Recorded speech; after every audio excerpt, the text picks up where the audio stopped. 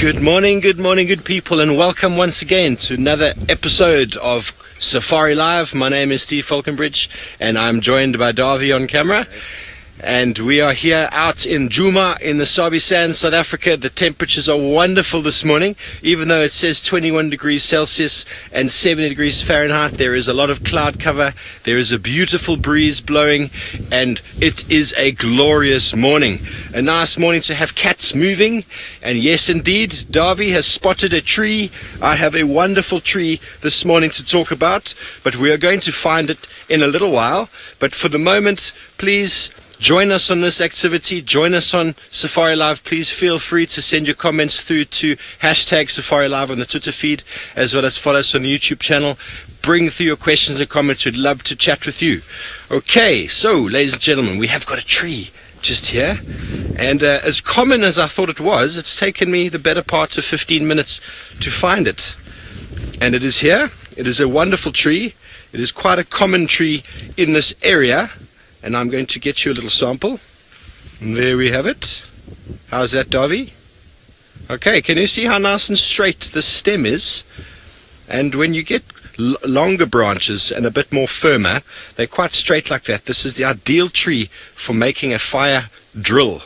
I've spoken about this before with the common spike thorn, but when it comes to this plant, it is wonderful for the drill. If you know what I mean by the drill, if I go down onto the floor here, and this is the base plate, this will be the branch that you rub on top.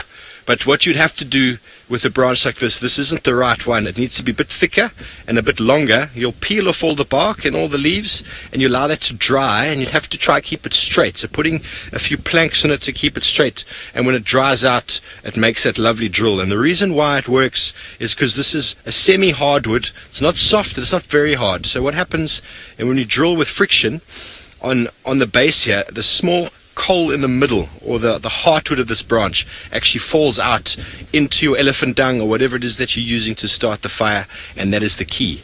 But a wonderful tree, and I like it. There are so many medicinal values about this. It's probably going to be going the whole day with this one, but it's quite easy to identify by these leaves. The leaves are very tough. The side is almost feels like the side of a zip on your clothing. Very, very rough. And it's tough, both sides the same color, and if you eat it, it's a little bit bitter. It's quite bitter, actually. Not the nicest of tastes. So not very well browsed, but the fruit is edible for us. And if we have any issues with our chest, TB, a cough, even pneumonia, you can eat these leaves. You can actually ingest them, and that will help you. But you can also make an infusion, which means boiling it for about 5 to 10 minutes. Drinking the liquid can help with pneumonia and coughing. And also, if you make the infusion and you actually apply it topically to your chest, it will also help with any coughs that you might have.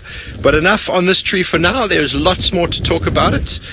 We are going to be jumping on the vehicle, and I'm pretty sure Mr. Scott Dyson is probably ready to have a chat, and if not Scott, it's going to be James. We have got Mr. James Hendry this morning on walk, and Scott Dyson on a vehicle with me.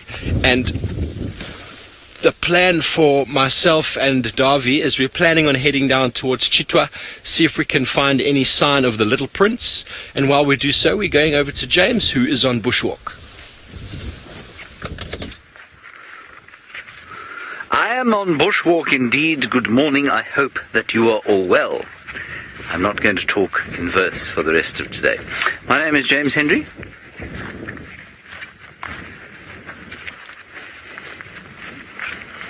And on camera today we have got Wiam Dorenbraak with his very long thumb. And there, the magnificent piece of humanity that is Herbert Corther. He is looking after our safety and doing the tracking today. Now our plan is to head down towards the southeast corner of the reserve. Perhaps we will pick up tracks of Hosana or Tamba near Gwen's Den, an old hyena den on the far southeast corner. That's where we'll be making our way to. Of course, plans in the wilderness seldom go according to their design. Because, as they say, cliched as it might be, again and again and again, you never know what's going to happen out here. That's because, of course, the variables that play are beyond our comprehension as human beings. Now, please do talk to us, as you have been talking to Stephen, using the hashtag Safari Live on Twitter. Otherwise, you can talk to us on the chat stream using YouTube. The chat stream next to YouTube. You know what I mean. Okay, anything you'd like to know? Do your best to ask us. But Wiem, what have we here? It is a plant. Now this plant, whose name I have inevitably forgotten because I haven't seen it since last year, it doesn't look particularly magnificent now, but it makes the most gorgeous, very subtle pink flowers. I can't believe I've forgotten its name. Anyway, I will try and re-find what it is, and then tell you something more useful about it. Because it's all very well stopping at a plant that you say is beautiful, but if I can't tell you what it is, well, that's just not really great. Ali, interesting one from you. You say, are there any plants out here that are used to treat acne? I'm sure there are. I don't know of any. There are a number that are used for skin conditions, sort of generalized skin conditions, but no, I can't think of anything specifically used for acne. Herbert's mother is a traditional healer, and I'll ask him when I catch up with him when we go off air if he knows of anything that is used for skin conditions. Watch that, Patty. Oh, it's a little bit worrying. This is interesting. We've not had a buffalo in this area for some time. Now, either this is from a wildebeest who had had a severe curry the night before, or there is a buffalo in town. It's very small for a buffalo. I'm going to go with the former. I think a wildebeest post-curry is what we have here, unless it's a very little one who's only been suckling, and maybe that's why that thing is so sort of liquid. Okay, I'm going to go and try and find Herbert and get an update on the acne cures for this area. I was once much afflicted with it, so I'm quite interested in that. While I do that, let's go across to Scott Dyson and find out where he is going in jigger with Ronald today. Yes, good morning and hello everyone. I'm sure you had a good time with James on the bushwalk there. My plans for this morning are to follow up on Thandi, a female leopard with a tiny little cub that we saw late yesterday evening. She was heading kind of in this direction, although I've just stopped here because we found some, what I think look to be quite fresh tracks of her heading back here. So who knows, maybe she stashed the cub somewhere and went off hunting and came back to collect it and now has moved off again. Well, that is going to be our plans, to try and track down this leopard, and if we don't have any luck with her, who knows what else we may bump into. We being myself and Sebastian, who I'm teamed up with on camera this morning. Now, what I'm thinking of doing is, even though there are some tracks heading in the opposite direction to which we are, we'll continue and do a big loop around this area. I've been told that she has been spending a lot of time in and around this spot, so the tracks that I just looked at now may not be the freshest.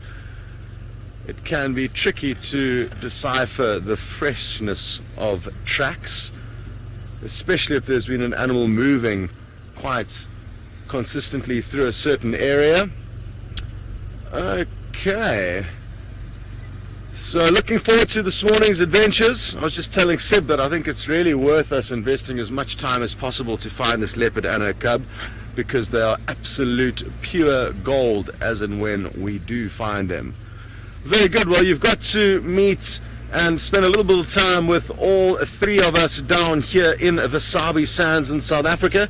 And if any of you are joining for the first time, you're in for a treat, because you are about to be transported all the way up to the Masai Mara with Jamie.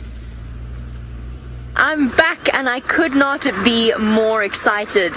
So you've traveled all the way from South Africa to the Masai Mara, and you get to join me on my first morning back behind behind the steering wheel. It's very, very exciting. My name is Jamie, and this morning Jandre is on camera with me. And I know this is really very random, but I really want to know why there's a coat hanger hanging around the back of the vehicle. Would you mind taking that coat hanger down? Thank you. All I can see is this dangling coat hanger moving backwards and forwards. So, back in the Mara, don't forget hashtag Safari Live is how you get hold of us. I think that is the longest leave I've had in years. I was very confused, didn't quite know what to do with myself. I had a wonderful, wonderful trip to Savo, and now I get to spend some time with some elephants. Hello, guys. Oh, look at the little one. Oh, what a better way to start out being back than with my favorite animal to spend time with. Two little ones. I know this herd. Okay, let me stop just because they're going to go across the road very quickly. And that little one is just too sweet. And there's a car coming up behind me, so I'm going to have to move shortly. Oh, panic, panic, tail up. Oh dear, head first. It's all right. Gets easier, don't you worry. I love this particular herd. These two little ones are always playing around our camp. Oh, let me move. Sorry, Jandre. Let's just shift around a second. There's somebody in a hurry to be somewhere. I'm not, though. I'm not in a hurry to be anywhere. Morning. And thank you to everybody who's sending through the welcome backs. It's wonderful to be back. I think it was just an extra few days after what was it? It was the 1st of April until the end of August stint last year. Oh, look at his little ears. I've missed this so much. We saw elephants in Savo. We spent a couple of days there over New Year. They were very, very frightened. Obviously, Savo at one point was an area that really, truly struggled in terms of poaching, and particularly the area that we were in. And as a result, a lot of the elephants there are quite traumatized, very scared of people. We still managed to have some truly amazing sightings. And they are brick red because of the color of the dirt there. It stains their skin. Oh, look at it. It's also amazing to see how much has changed. Obviously, I've been in the Mara for the last 10 days or so. And it's amazing to see how much has changed since I left, since I went on leave. And one big thing, of course, I'm sure we've all commented on it, is the speed at which the grass grows. To the point that yesterday when I was out with David, who was on his interview drive, there were 2 rhino in it and we could barely see them. Basically termite mounds sticking out of the grass that moved. For baby elephants, they vanish almost completely. I'm just waiting for this female to come across the road before I move a bit closer. I'd love to move a bit closer, but I think we're going to upset her a little bit if we do. Here we go. Plus, of course, she's taking the moment to feed her calf. A calf that, by the looks of things, is almost at the point of that traumatic moment in an elephant's life where mom no longer wants to let it suckle. Now, between 3 to 5 years, depending, of course, on mum. Here we go. So, exciting things planned. I've got a message from Stratton, who studies the martial eagles. He tells me that there is a martial on a kill, and he would really like me to go and see what it is, since he's not in this area. And we're going to pay a visit to the hyena den as well. There's something specific we're looking for from those hyenas in terms of camera shots. So we're going to try go to them as well. There you go, breakfast done.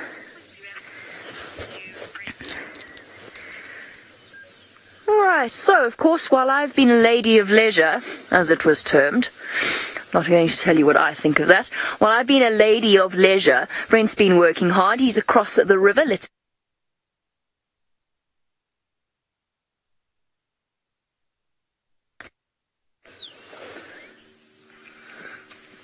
Good morning. Indeed, I am looking for Miale. My name is Brent Smith. I have Adrian on camera. Nice to have Jamie back on drive. Finished being a lady of leisure. Now, we've got some lovely zebra here with the sun about to rise. There we go. Isn't that beautiful? Now, Adrian and I have had quite the evening. at around 2:30, we heard a lot of commotion in camp, and I tried to call the Askari from the tent, and I was going, Askari, what's going on? Askari, why are you making so much noise? I'm trying to sleep. And then there was this dull roar that we could hear as well. So I got up, and the Tala River was in full flood, and it actually come up right. It was about 2 meters from the front of our tent. And I was actually quite worried. We weren't even going to be able to get into the park this morning.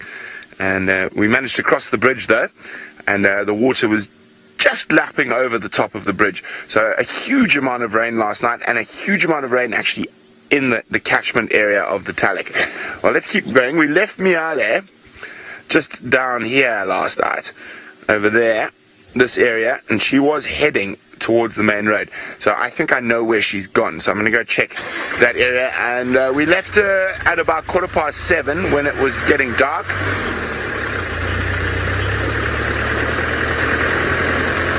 And hopefully we are going to be able to find her. We might take a look for the half-fast 5 that have probably half digested that massive hartebeest they caught yesterday morning.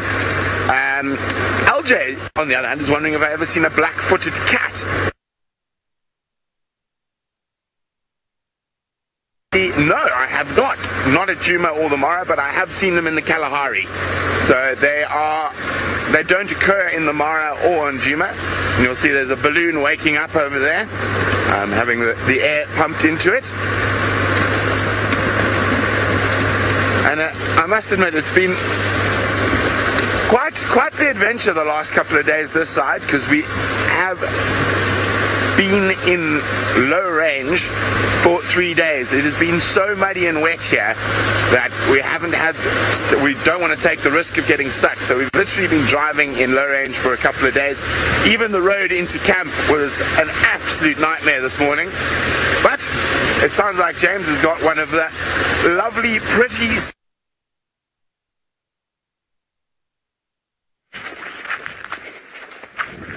We have got a Wahlberg's eagle sitting in the tree. Sorry about the technical leap from Brent Leo Smith. You can rest assured it's not because he was flooded away. Now we're standing right underneath our Wahlberg's eagle's nest, and for those of you who have perhaps just joined us, stumbled upon the stream and are wondering what on earth we're talking about, how on earth do we know this eagly? Well, this eagly and its partner is another pale form Wahlberg's eagle, have produced themselves a brown form chick, which is in that nest over there, and they are surrounded by red-billed buffalo weavers. Now VM, who's on camera, was just asking me, do I think that the buffalo weavers are surprised every morning when they come out and they see these eagles sitting there? And I said, no, I think they probably have slightly longer memories than that. And then he said, do you think they greet the Wahlberg sort of respectfully? Good morning, Mr. and Mrs. Wahlberg. How are you? In order to avoid being picked upon or perhaps harvested for food. And I thought, well, that is possible, certainly, but I think you'll find that those buffalo weavers are rather too quick for the eagle, and the eagle wouldn't be able to get into the nest. That very spiky red-billed buffalo weaver's nest that we have there. But it must be something of a relief for them when the Wahlberg's eagles fly north. They'll disappear probably around April time, and then something of a, well, surprising disappointment when they wake up one morning in August and find these two eagles back at their nest. Especially now that there are 3 of them here. And interestingly, that chick that is in the nest there, very few of them will overwinter for their first winter. This thing will probably fly north with its parents. But don't think, as far as I know, the parents are not going to teach it where to go. It will have to learn on its own. So that sort of ability to navigate and head north, entirely encoded in the genetic material, which is just really quite magnificent. Now, the rain is starting to come down a little bit on us. It's blowing in from the southeast. For once, the Maasai Mara seems to be relatively dry, and Jamie Patterson is going to show you the great golden orb of the sun. As it pours with rain on Djuma, we have a truly spectacular sunrise to show you in the Mara. And while I have plenty to accomplish this morning, I am most definitely not rushing off anywhere. Franklin calling in the distance, actually not in the distance, almost next to us. Sunrise, beautiful scenery, clear skies for once in the Mara. It has been very hazy, very strange weather. And elephants. Can't think of a better start, really. The birds are calling, the wind's not blowing. It's almost like the Mara's been planning a spectacular morning just for my return. Haha. And there's the little elephant, one of the little elephants in this herd. Okay, well, our elephants take it easy on this lovely morning. Off we go to Steve, who's got one who's feeling full of beans. Full of beans indeed. This individual has been rolling on the ground, and another small one was on its back a moment ago, having a whale of a time. It's now stood up and realized we've been watching and laughing at it, and there's the second elephant to the left, lying on its body, throwing sand on itself, having an absolute blast. These guys, they've just come from Chitwa Dam. We're just below the dam wall at the moment, and their very important element of elephant behavior is the throwing of the dust. Now the little baby on the floor there almost is covering himself in the dust because he doesn't have the same technique that Mum has in picking up the dust. See how she uses her foot to scrape up the dust, and then she'll pick it up with the trunk and then throw it over her body. The youngster, the one on the floor, hasn't quite figured out how to do that yet, and so still wants the same thing to happen, so it's rolling on it. It's very funny and cool to see elephants lying down. It seems very unnatural to see them lying down, and it looks like he might slide down the hill there if he's not too careful. Here he goes. It's the best way back onto his feet is to slide a bit. There, the youngster at the back has figured out how to do it, and that's through behavior it's practiced. Probably it's Mom there, next to him, or her. That's a very graceful climb down the hill, is it not? Yep, on your hands and knees. It's not often you get to see this, folks. This is fantastic stuff. I love watching elephants play like this. They're definitely one of my favorite animals in the world because they're always doing something. And when they're habituated like this, they don't seem to have any worry.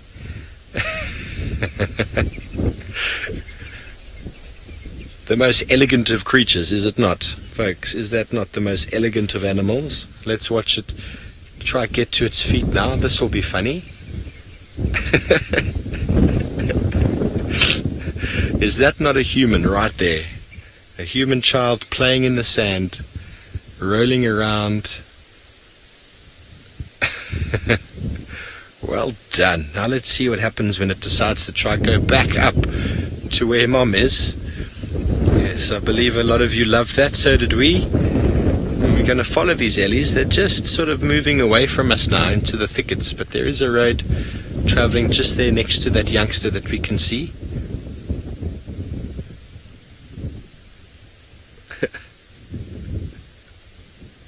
Ms. Utai, that is you on a Monday morning trying to get out of bed. I do understand that feeling. Understand that feeling. It is not the most graceful of feelings in the of activities in the morning. Let's just move up a bit here and see if we can get these guys again. We can stay with them for a little bit because they are moving very slowly. Once they've drunk, they move very slowly into the thickets to go feed.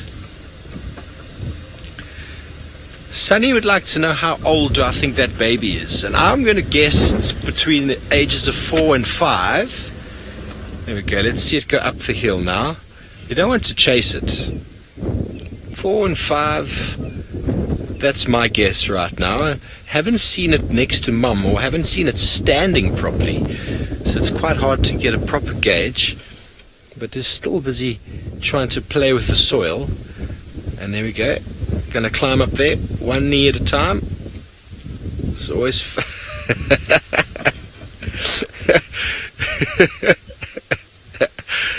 oh my word, it's making an absolute hash of it right now.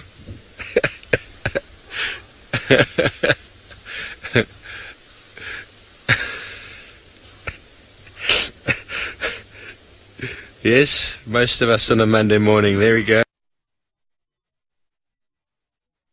Move up a bit. The adult female, there's not a fully grown female, so she's quite small. It's difficult to get an age on that youngster from that distance, but maybe we'll get another look at them now.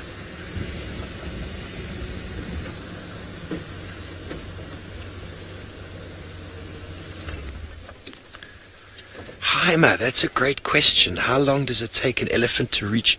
Ooh, this one is showing us all signs of elephant behavior. Did you see that head shake? That is very, very scary stuff, folks. When Mum does it, it is something you need to pay careful attention to, but when a youngster does it and see how it's still feeding, it's nothing to worry about. You always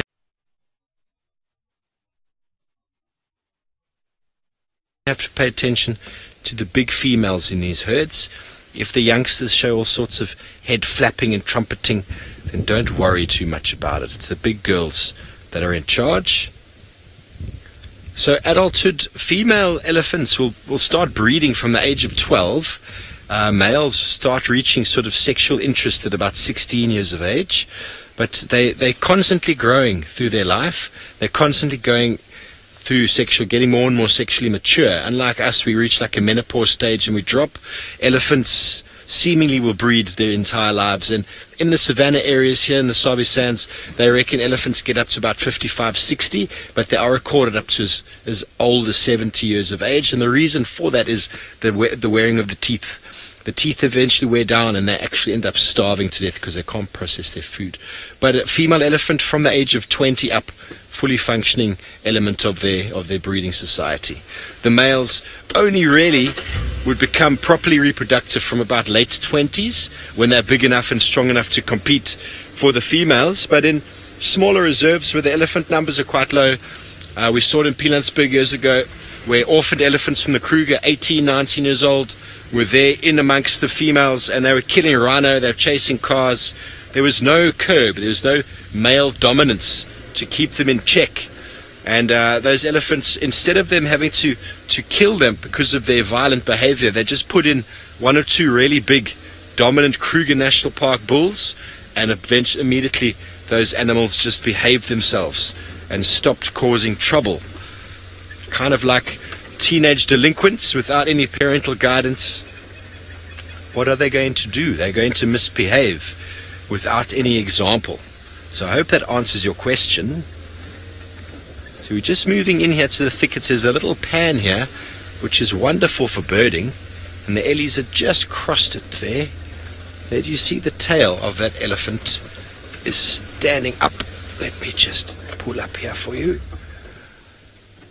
There's a little family unit here. So females with their sisters and their daughters will stay in the herd, and the young males from about the age of 14 to 16, as soon as they start showing interest in the females, will start being pushed away. And can you believe that that whole herd now has just disappeared?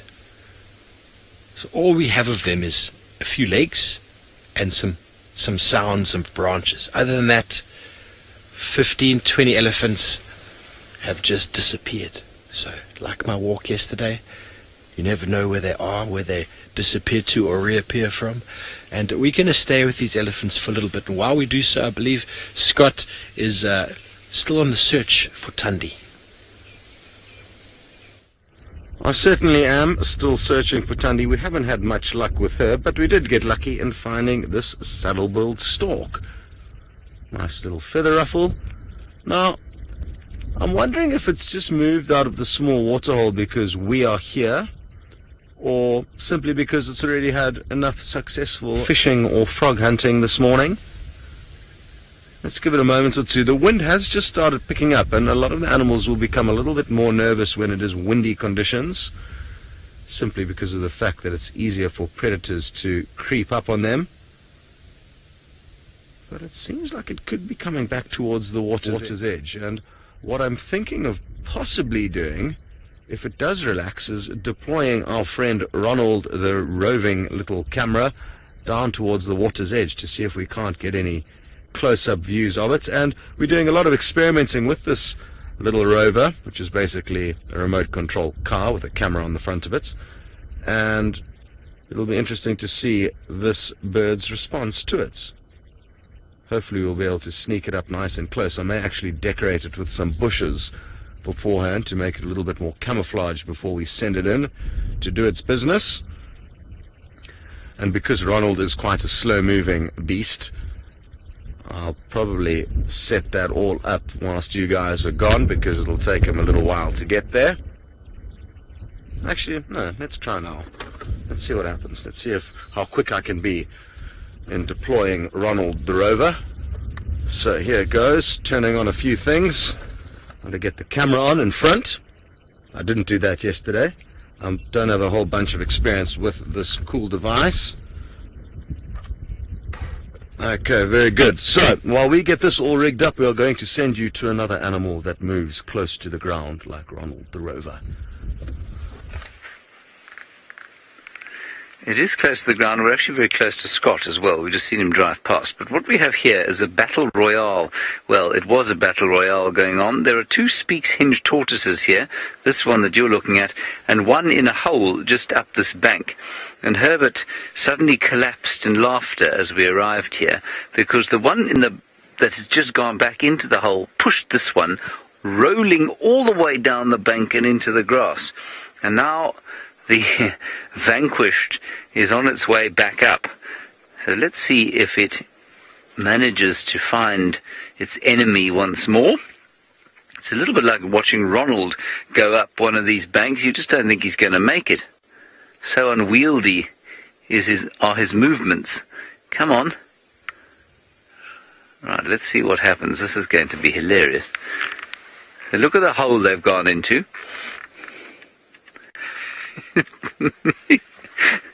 So that the other one is a little bit bigger.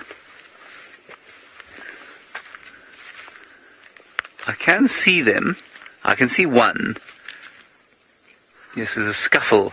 There's a scuffle breaking out now.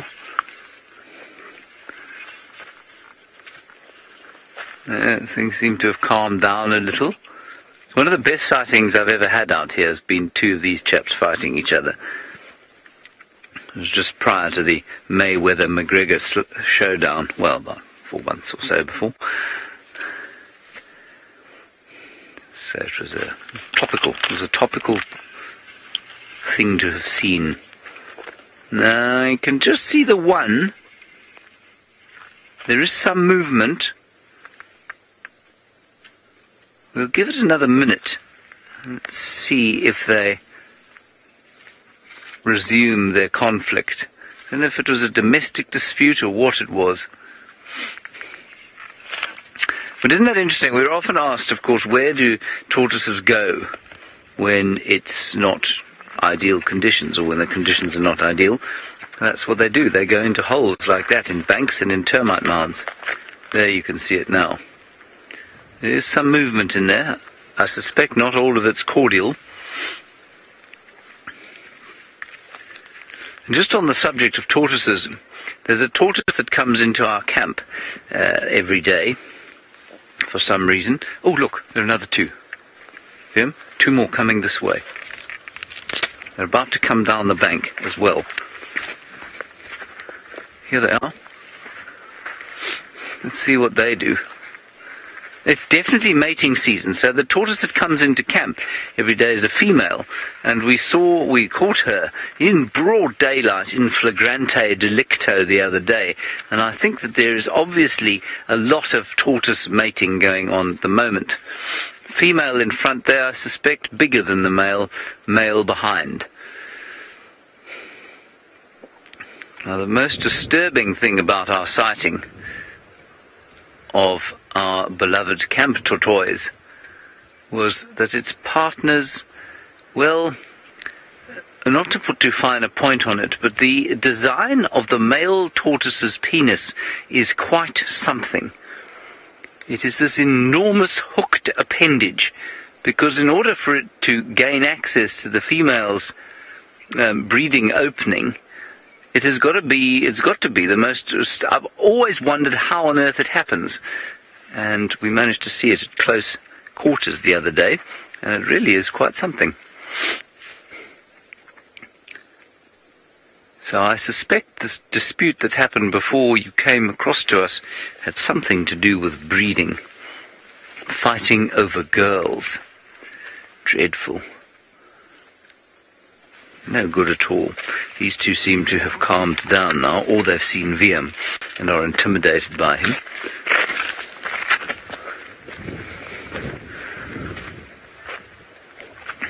Mac, you say love is in the air. Well, certainly a version thereof.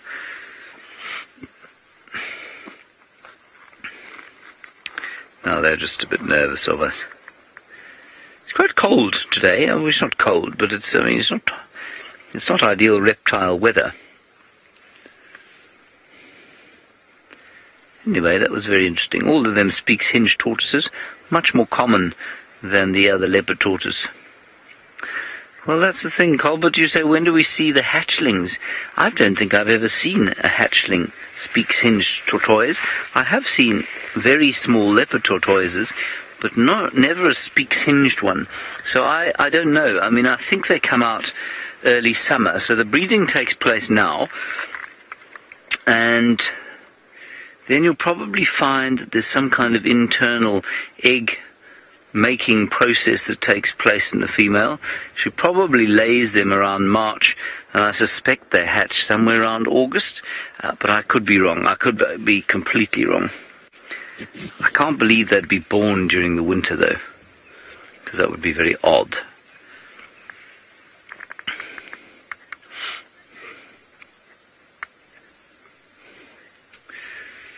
Clifford, do you want to know about the smallest species of tortoise? Well, this is the smallest one we get here. We only get two here. We get the speaks hinged tortoise and the leopard tortoise. The smallest tortoise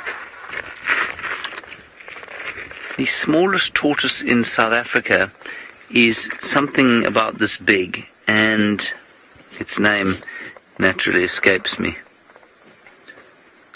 I don't know, Clifford, I'm sorry about that. But this is definitely smaller than the leopard tortoise. And I've always thought that the design of the speaks hinged tortoise is not nearly as clever as the leopard tortoise, because the leopard tortoise is much rounder, which means that something like a hyena or a lion or a leopard will struggle to get a purchase with a bite. But this thing is, well, sort of hamburger-shaped for them. But there are quite a few of them. Ah, there we go. It has been googlied by the final control room. It is, I think, the speckled tortoise. It is the smallest tortoise in South Africa. Speckled tortoise. I've got a Sisyphus in my bottom. It's very sore. Now, on the subject of the Sisyphus, we were asked earlier about acne cures. The Sisyphus, or the buffalo thorn, which doesn't seem to have any leaves around here, can be used for acne, according to Herbert. You take the leaves, you crush them up, and you place them on the acne, and that will sort out your problem. So, there you go. Okay, I believe that Stephen has managed to find a home, but not one for himself, one for something else. Yes, indeed, James. Thank you. I believe you're having an absolute fantastic time there with a whole lot of tortoises. How marvelous is that, folks? And we have found a home indeed. Over here to my left-hand side, we've got two very large nests in the bough of the tree, and that is a big marula tree. And those gigantic nests are the largest nest made in southern Africa by a pair of birds, and it is in fact the nest of a Hamerkop, translated as a hammerhead. It is a very unique looking bird. It's actually part of the egret and heron family, and the nest is very, very well made. It can take up to 6 weeks for the pair to build the nest, which is quite short if you think about it. Sometimes they might have help from their offspring from the year before, but I've never seen two nests next to each other like this. It just must be the opportunity of such an amazing tree that they've done so. But essentially inside is lined like a pizza oven would be, with like clay to insulate it, and the outside is huge amounts of sticks. Hamerkops in areas where there are humans have been known to use a wide variety of human adornments, such as bras and wooden planks and bicycle tubes and handkerchiefs and absolutely anything they can get their beaks on. But obviously Hamerkops rely mainly on vegetation, sticks and grass, but the female will cement the inside with mud to make a chamber. And the purpose of this is that actually they believe it allows the females to lay larger clutches of eggs and to leave them unattended for a longer period of time because of the sort of insulating effect of the clay lined inside the nest, which is quite a wonderful idea. And there are a number of species that actually we have snakes, owls, the giant eagle owl, your Egyptian goose, monitor lizards, rock pythons, will all steal these nests from the Hamerkop, and in so being, it often leads to just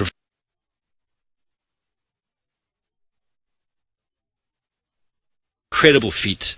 You can't misinterpret or misidentify this nest. It is unique, the dome shape, the dome structure, and always an indication of water. And we've just driven past a few little pans down here, sort of downstream of the dam wall itself, and where you find Hamerkop nests, you will find water, because they are aquatic birds feeding on all sorts of insect larvae, crabs, even snails if they can get them, and small fish.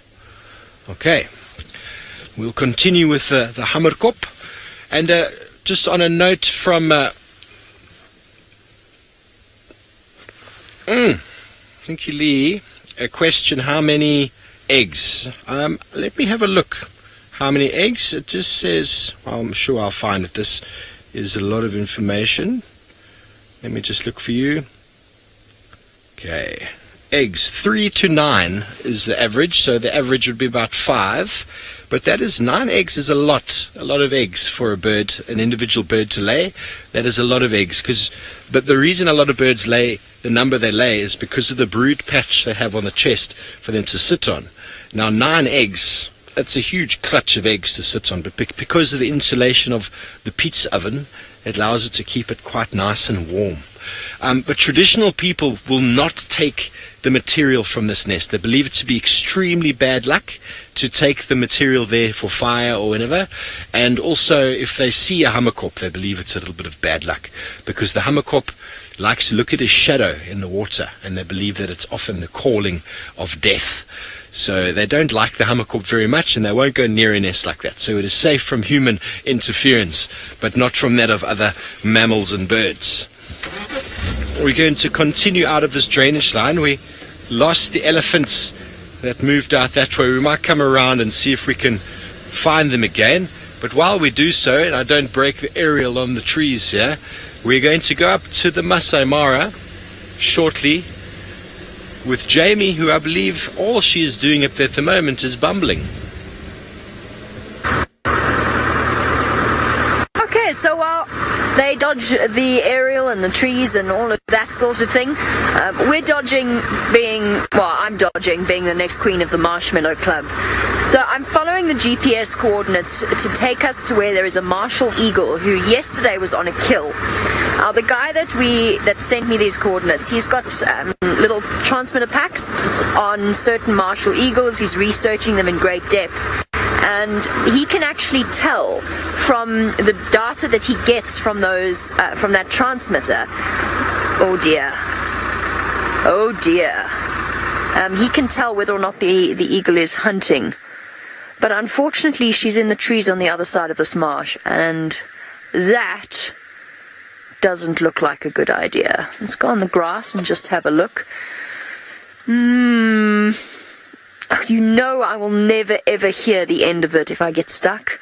You just know it. Although we could make an agreement, make a deal, and that's that we never ever ever ever tell Brent. Tell everyone else. Just somehow keep it secret from him, because this is now embarrassing. Oh gosh. Oh no, I'm sliding already. It's rocky. It's rocky. You believe in me, Genre? Oof, I'm not sure I believe in me. That's the problem. And if I get stuck in here, we'll be here till the end of time. Oh gosh.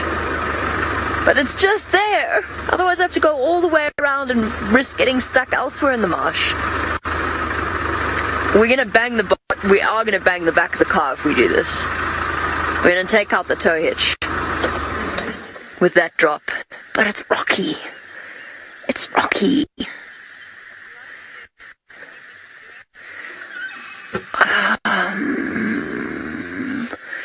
It's doable. We'll smack the back of the car. Okay, so apparently lots of you will keep the secret. Oh, here's a little plover. No, it's not. It's a sandpiper. Where on earth did I get plover from? Oh, I've been away too long. Automatic assumptions. Okay. What do you think, Chandra? Yeah, let's do it. You think do it? I think do it too. I think do it too. This eagle's right here. Right here. I want to see what she's eating. So does Stratton. Okay. Please don't tell if I get stuck. Because if I get stuck now, it's entirely my own fault. Oh my gosh. Okay. No panicking. No panicking and no using the brakes. Hold on, guys.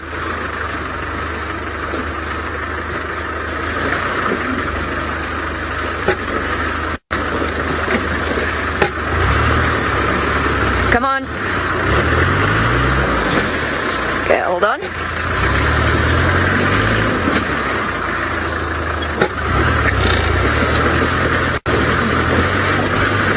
Hold on.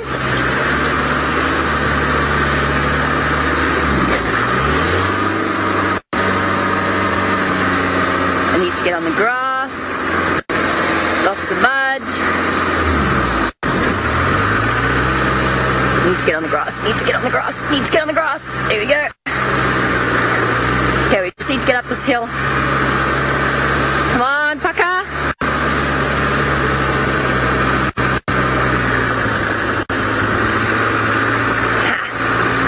Driving lessons indeed. Boom. Oh dear. Let's not, wait, let me just concentrate. Let's not get ahead of ourselves here. There's still another crossing. Woohoo! Okay, let's not get ahead of ourselves, everyone. There's still another one. No, it's okay. We're okay. Let's get a bit of speed up. Hold on, there's some rocks. Okay, we're good. We're good. There's rocks. Rocks are good. It's bumpy, but it's rocks. It's an interesting angle. I don't want to go sideways. I want to go forward. Taking chances. It'll be my own fault if we get stuck. Oh no. Oh no. What have I done? Okay, it's rocky as well. It's going up the other side. That's going to be the problem. It's going down, actually. That's going to be the problem. We're going to slide. Okay, seriously, hold on. We're going to slide a lot. Just keep going forward. Come on, come on, come on. Come on, Paka. No. Okay, we're going to have to get some speed. Shiv it.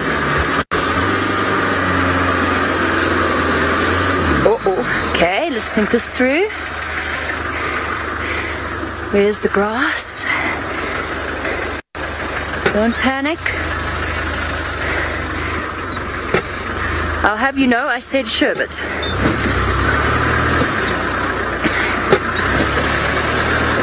Okay, just hold on, guys. We're going to sink a bit. I'm going to need to hit the rocks again for traction.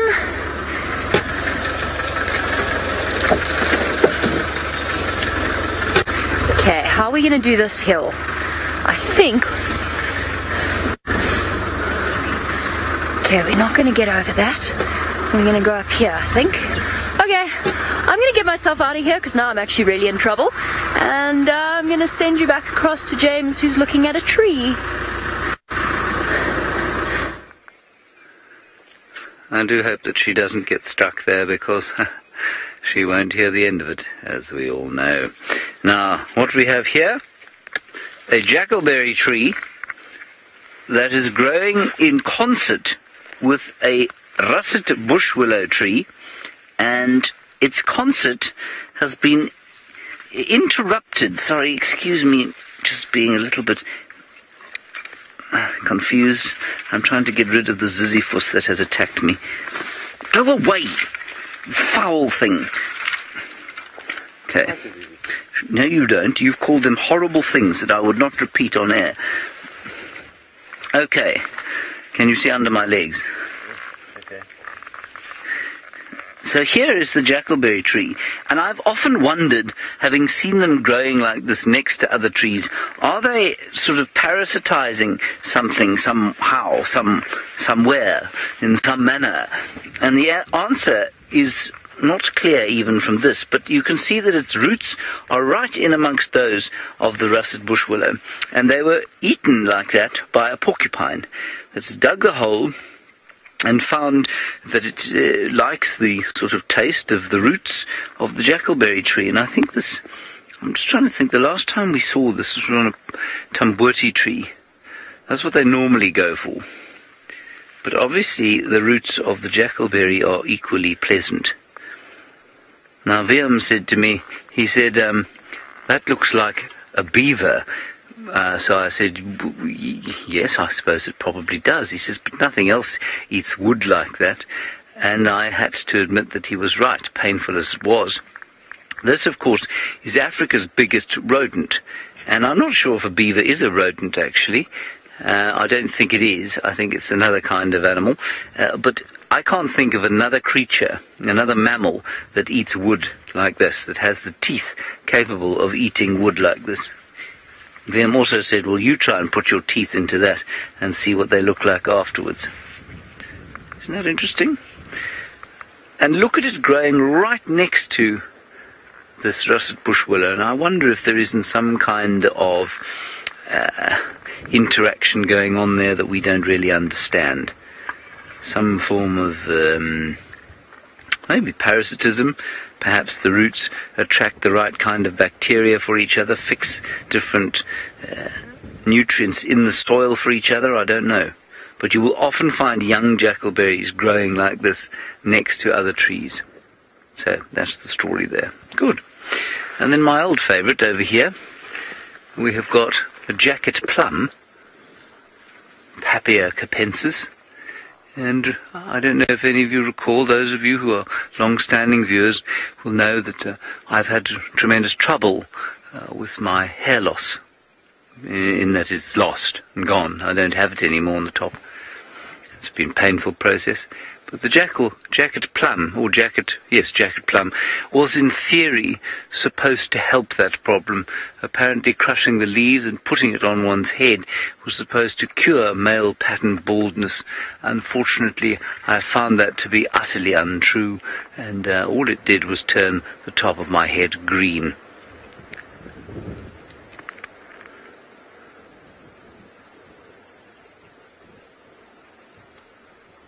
There we are. Okay. We are almost on the southern boundary of the reserve, near the southeast, and we've got Tumba's tracks here, so we're very lucky we'll find Tumba. Zach, you say endangered plants. Have we ever come across some endangered plants? There are probably a few out here. I don't know of a tremendous number. We do find every so often Impala lilies, which I believe are relatively endangered. They're a sort of succulent plant that makes a gorgeous candy-striped little plant, little flower about sort of that size. And they flower, interestingly, in the wintertime. So the Impala lily would be, I suppose, an endangered flower that we come across. I can't think of any others out here, although I'm sure there are some. I suspect rather like insects and lesser-known organisms. There are many flowers that will go completely extinct before they've even been described by us. So they'll come into and out of existence without our notice, but that doesn't necessarily mean that nobody else has noticed them. Okay, so let's go across to Stivovo, who apparently has managed to find himself, so I'm trying to be original now, he's managed to find himself a thing that's got hooves that are cloven, and it's got a few colours of brown.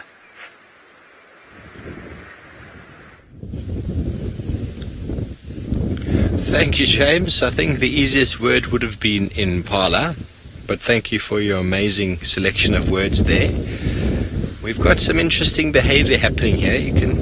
He's running towards us. He's going to come across the screen. Yeah, that's a big male Impala who's taken offense to one of the younger males. And I don't know if you could hear him snorting, but and now he's playing very sheepishly. But essentially, there is a nice, really big group here. There must be about probably close to 150, 200 Impala in this open clearing. They are grouping together like this because it is quite windy. You can see the leaves of the trees moving. There's even a small group of Nyala in there. There won't be any sexual behavior between them, but obviously they are enjoying the assistance of having a lot more eyes and ears around to pay attention to the movement of predators. And when it's windy like this, it's very difficult for these individuals to hear the approach of a predator. So being a big group like this is quite helpful. And as the youngsters of the Impala were born in November, now we're starting to see the groups of Impala coming together in much larger groups, when for quite a while all the males would have been excluded. There we have a young male that is battering a young female. Shame. He might have been the guy who was chased just now and is now trying to wreak some vengeance. By the size of his horns, you can tell he was born the November before last.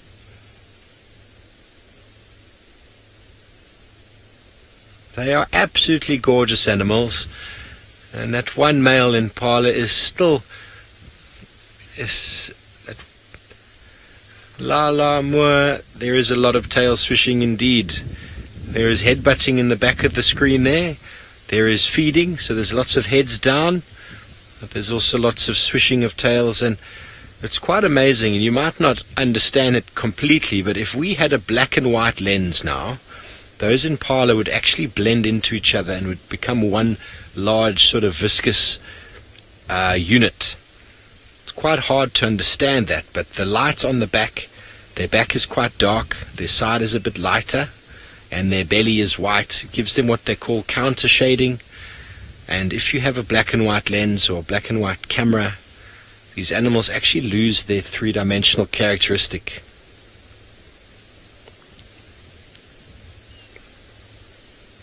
They are beautiful though. There are so many of them. So much to talk about, such successful breeding strategies, mixed feeders, haven't needed to evolve for, some people say, millions of years, 6 million years. It's the 1-year-old male Impalas there.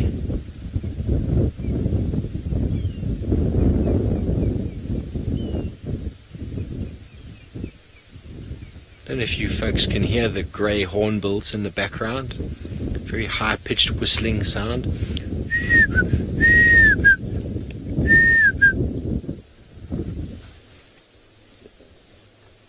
So we're going to be going across to Brent in a few moments, who I believe has got some herds in the distance, while we stay with our massive herds here.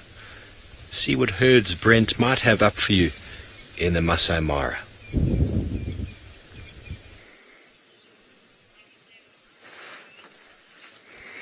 Well, I had mentioned that there's been an influx of zebra into this area after the rain, and they're just dotted across the hills in the distance. You can see some of them. So there's a couple of hundred over the next two valleys. We've also found some big groups of bachelor wildebeest, so only males in the herds of wildebeest we've seen this morning so far. But no sign of our intended targets, Miala and Sun. Now, I found their tracks, or it looked to be their tracks, just up here, and they went right down into this valley.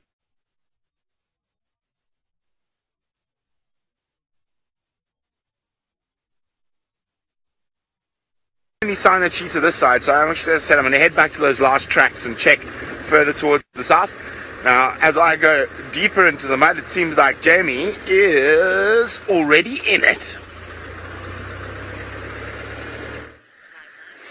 I'm not in it. I mean, I'm out of it. I can move backwards and forwards, which of course is a fantastic thing. Okay, so we're not going to be checking up on the Martial Eagle because while we got out of where we were, the next place was, even by my standards, and I feel I've been relatively courageous this morning. Foolish, courageous, line's quite thin, but the next lugger, the next drainage line, even I won't do. There's no way we would get even close, and once we were there, we would have been so badly stuck that no one would have been able to get to us to pull us out. So we're back where we started. This is the first obstacle where I said, ooh, this is a little bit worrying. It doesn't, okay, apparently Jean says it doesn't look that bad on camera. The problem is those rocks are actually sinking into the mud. Now, to get up that little bit there, my worry is not that we can't get up, although, because I can always back up onto the rocks again. My worry is that we're going to slip. And I don't want to tip the car, obviously. I think that sort of goes without saying, doesn't it? One would assume. So I don't want to tip the car, and my worry is I'm not going to be able to control that way. But there isn't really an option. So we're just going to give it a try, and we'll get back to you once we're across it. See how positive I am. Off we go back across to South Africa, where I don't think they have quite the same level of problems with mud, but I'm sure Scott's still having a wonderful morning. Yes, I am not having to negotiate any slippery roads or treacherous river crossings, and it's actually a pity that we're not having similar situation to Jamie and Brent up in the Mara, because this is our rainy season, yet it's not really very wet. It's not nearly as wet as it should be, and out of all of the summers I've spent in the Sabi Sands, this definitely seems to be the driest that I have ever experienced. So let's hope we do have some slipping and sliding, otherwise it is going to be a long and hard winter. Well, not so much for us, but for the herbivores. It'll be good for the predators, having easy prey to snack on. There's still a couple of months, like I said, that we could get some rain. We are continuing to search for any signs of Thandi and her cub. After heading back to camp quickly, we had some audio issues, which we've managed to resolve, thankfully. So we're just doing another loop around this general area. And as we search for Thandi, a known entity, Jeanette would like to know if there's any kind of unknown animals that we ever come across here on Djuma. And yeah, I mean, there's a few species that we've yet to actually show you. We know they occur here. The pangolin is one of them. I don't think anyone from Safari Live's ever actually put a pangolin on air, at least not during my time.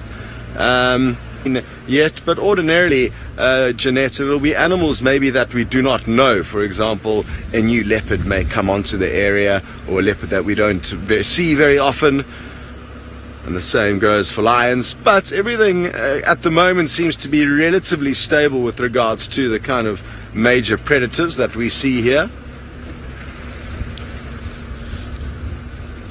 And a lot, in terms of that question, Jeanette, a lot will depend on the area you're in. For example, a few days ago, Tristan bumped into a cheetah here, and it was a huge, huge surprise because we don't see cheetah very often here, yet they do occur. Where are we going here, Seb? Just, okay, yeah, okay. So I'm just asking some direction to an area where you'd like a cup in the hope that maybe she'll go back to that spot. So we're going to do that and send you across to James in the meantime. What do you do? I'm just getting an update from Herbert quickly, everybody. In the Machel. Okay, right, yes. Now, I realise I'm live. Thank you, Kirsten. I was just in the middle of a conversation. You know, you came to me.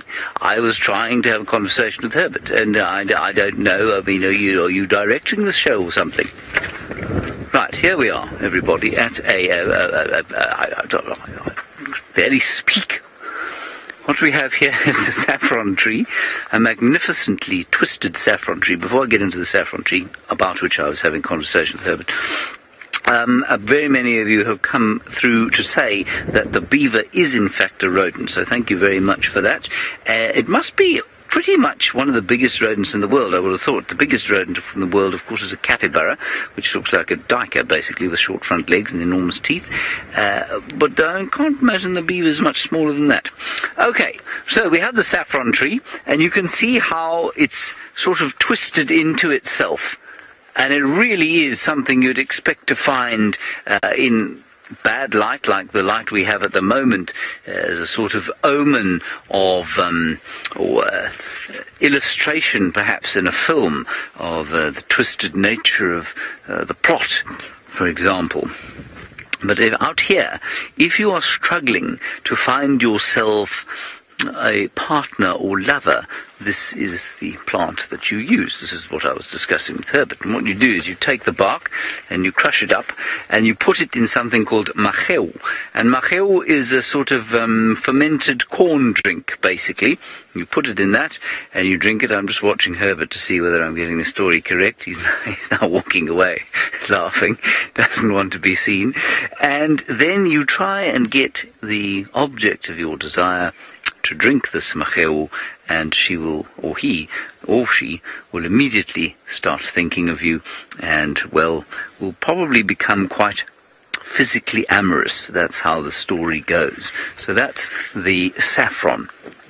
It is a magnificent tree, this one, and I've never seen one growing in this way, and so I think I might just climb it quietly.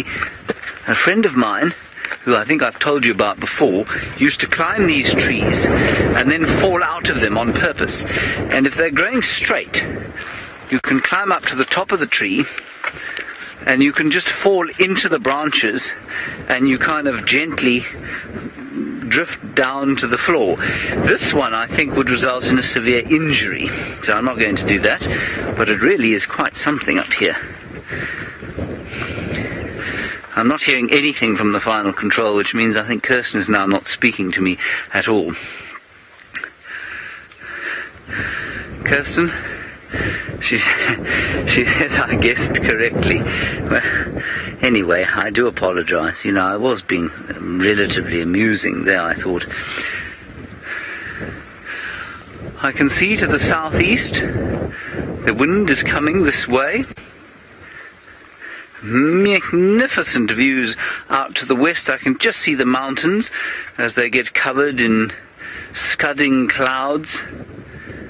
Oh, wow. And many of you are concerned for my safety. Well, I would love to say that there was no need to be concerned for my safety, that I have never been known to fall from trees before, that I am as sure-handed and footed as a monkey. That would be a lie. And in fact, I have a scar on the front of my head from where I fell onto a barbecue as a young child. Now, apparently we're going to go across to Scott, who, according to Kirsten, who's directing today, has a much better sighting than this one. We certainly do. Not that I even know what you were looking at with James, but I think he was just climbing a tree, and we have hit the jackpot and found Thandi and her tiny little cub. Now, the cub has just approached Mom. She was probably 3 or 4 meters away when we arrived, and let's see what happens next. It turns out Seb's suggestion to come and check this old spot where he once saw her paid dividends. Now, we're going to keep quiet just before we invite some other people into this wonderful scene with us. Oh, maybe now's not a good time. So, everyone, welcome to the Sabi Sands. We are coming to you live from a temporary leopard den site. So you would have just seen a few spots there. That is the mother, and there's a tiny, just 2-month-old cub that is with her. They've just ducked down into an area where it's going to be difficult for us to see them, but with a little bit of patience, and if we manage to reposition the vehicle once or twice, we should be able to get some more views. Now, I'm not too sure where to go just yet. You can see Mom over there. And there's a tiny little cub. If we stay here, we might get another view of it. It seems to just climb over Mom there. Seems like it's in a bit of a playful mood. There we go. And we are very, very fortunate in the fact that this specific leopard has become quite relaxed with our presence, and that is why she is tolerating us to be so close to this relatively young cub. But we do want to respect the fact that she is allowing us here and not kind of push the boundaries too much. If we do get to a point where she's feeling kind of threatened, she may growl and snarl at us, and we don't want her to do that. Mika, wonderful to have you with us, and very happy to hear you are saying that this is an awesome, awesome scene. It certainly is. Now, just to give you guys a bit of background, we left this leopard and her cub last night, kind of in this general area. I'm fairly certain her mom would have headed off in search of some food. Maybe she had an unsuccessful night hunting. And Danielle, you'd like to know if this cub is eating meat yet. Well, not that any of us have seen, but it definitely is getting to that age where she will start getting exposed to meat. Usually, as a general rule, it's from about 3 months of age that leopard cubs will start feeding on meat. It's not to say that they'll be completely weaned off milk. They'll continue to drink milk up to around 6 months of age as a kind of a rough rule before being weaned off. No, I've been looking around. I can't seem to think of a better route to get us any better views for the time being. Chelsea, you'd like to know if this cub ever sleeps, and yes, it will spend a lot of time sleeping like most cats do, and especially young cats. That cub will be spending a lot of time sleeping, especially when Mom is out hunting. But ordinarily, when Mom's around, the cub is usually quite playful and insistent on getting milk. So, like I said, we've got no idea how much time they spent apart last night. It could have been as much as 12 hours that Mom was out hunting, and she may have just returned early this morning. It's not to say that she didn't have a successful night hunting. She maybe had a kill and has stashed it somewhere after feeding on it. But we have been noticing some very interesting behavior with this leopard, in that she's been, on 2 occasions, she's brought kills back to a den site, which is kind of unheard of with leopards. They ordinarily wouldn't do that because it obviously creates a lot of attention to where the cub is hiding out, and it could lure in hyena, lion, and maybe even other leopard. And what seems to have been happening over the last few weeks is that she's been moving the cub quite close to the kills. That way she can kind of keep an eye on it and not have to make large missions backwards and forwards. Now, let me try and reposition ever so slightly because we're not getting any views from here. Hello, Janessa. You'd like to know if this cub has got a name just yet. And no, we haven't given it a name, not that I know of. So it's something that we ordinarily don't do until the cub's survived for at least a few months, because so often they do actually get killed. There's a huge amount of threats to young cubs, not only of leopards, but most young animals, I guess. Ooh, this is going to be very tricky, but let's just go all the way around and we might be able to snipe a view from a bit of a distance. So no, we haven't named the cub yet, but ordinarily what we will do as Safari Live is name a cub before the guides in the area give it its official name. Cubs will usually get their official name as they become independent. So once their mother starts courting another male, basically. And this cub has still got at least a year before it gets to that stage of the game. But we'll give it our own kind of temporary name in the meantime. I think we might get lucky here.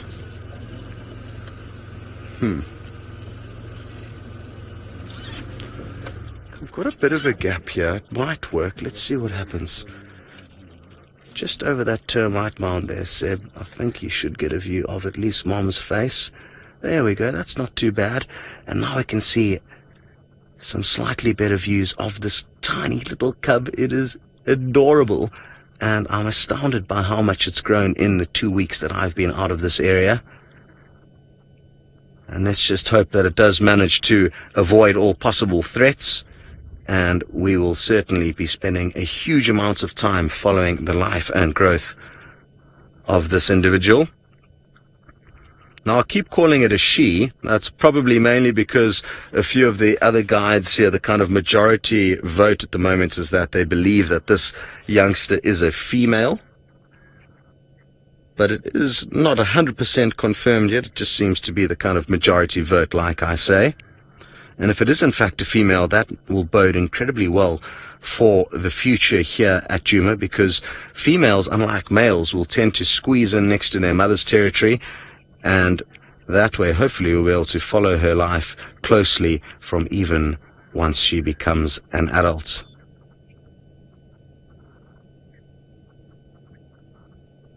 Looks like Mom might be getting a little bit agitated by her. And what's interesting is that when Mom gets agitated by her, she growls at us sometimes, which I guess, you know, a lot of you that are mothers out there can possibly relate to the fact that your kid may be the apple of your eye, and you may take out your frustrations caused by them with other people. And I guess that's what's happening here with Thandi. Very good. Now, we were very, very happy to welcome all of you guys who just joined us for the special scene. But we are going to say goodbye to you for now. If you would like to continue following this morning's safari, please do so on YouTube. Just type in Safari Live. That's probably your easiest bet. If not, just stay tuned for any further Facebook notifications. Thanks very much. We'll see you next time.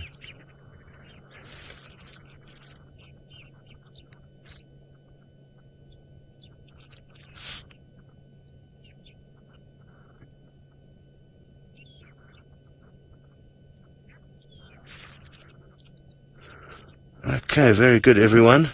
I hope you all enjoyed that. We are not going to go anywhere. We are going to sit and wait patiently here, and you are going to go off to explore a colony of ants. Yes, indeed, a colony of ants we have here. Now, we don't know what they're doing. They're red ants, and they seem to be carrying little white things. You can see some of them slightly more industrious than the others, who are just running along. I suppose it's quite a nice metaphor for when, for example, the pick and pay truck, our food truck, arrives on a daily basis. Some people carry, others run along next to it, and others just walk the other way, as you can see what's going on here. It's really nice. I didn't think of that until right now. But I don't know what they're doing exactly, because they certainly are not fetching food from a food truck. They're not allowed to do that. They don't have that sort of option out here, as far as I'm aware. But this is the hole that they're coming out of. Now, these little white things are either something they're preying on, like termites. It just doesn't look like a termite hole to me.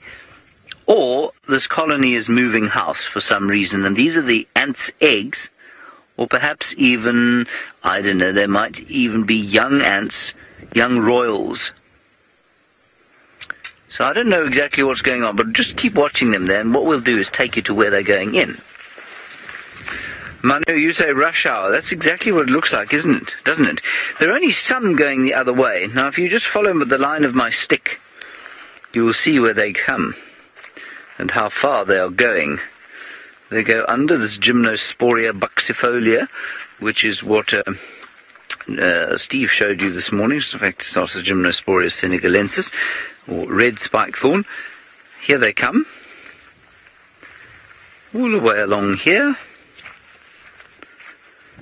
You can see probably about only 1% of them going back the way, or maybe 5%.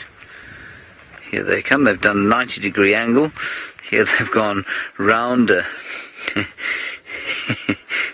It's quite cool here when you get here, Viam, is how they've gone around this sort of knoll. It's a sort of a hairpin bend, if you like. Then they go round another one. Who chose this path? Who's navigating it? Who's controlling this process? Well, that's anyone's guess. Here they come. And this is where they're going into the ground.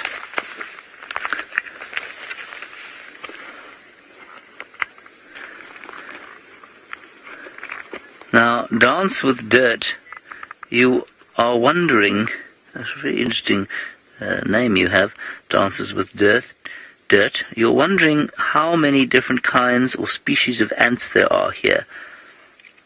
There they all are. They're fanning out because they think they're being attacked. I'm just going to cover them up again. I don't want to make them think that. Let's just do that. Dances with dirt, I don't know. But I'm going to go in the hundreds. Or in fact, at least in the hundreds. The only one that I know exactly of is something like a dung beetle. And I think it goes, how does it go? It goes 6'8". I think it can go 6'8" There are 600 species of dung beetle in southern Africa, 800 odd in Africa, and about 2,000 in the world. And so if you think of ants, which tend to be, they're hymenopterids, I think they are probably even more diverse. I'm going to say there must be in South Africa or in Africa about 1,000 species of ants. I might be wrong, but I think that's what it is.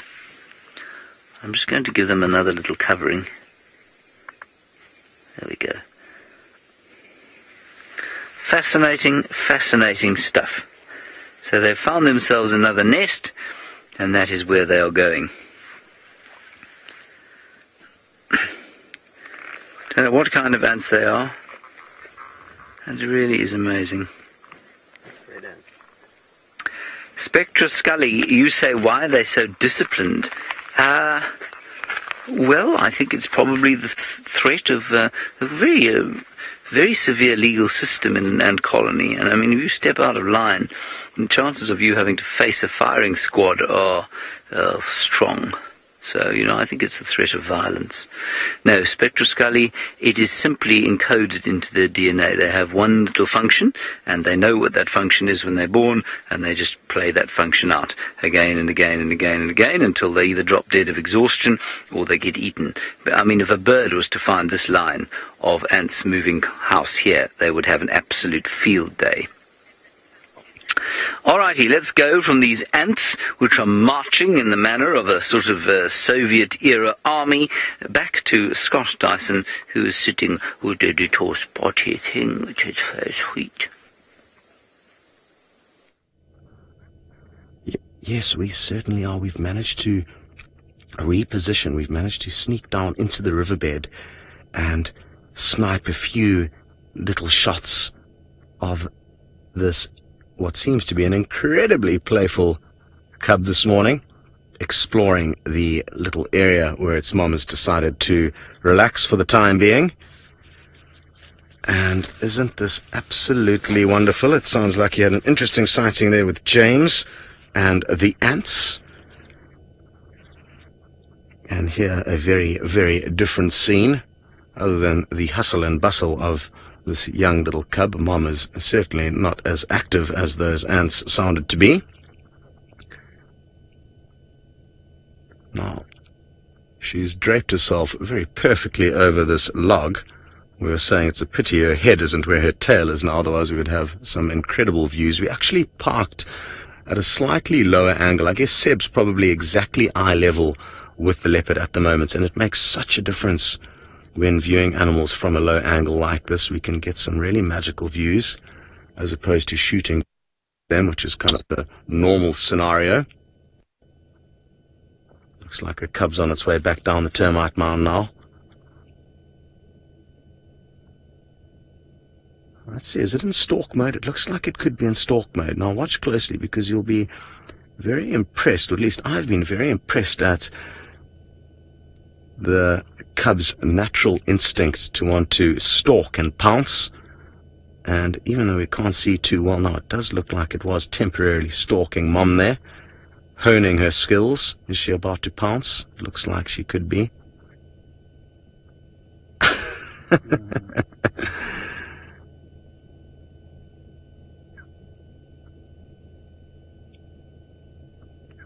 Wonderful stuff.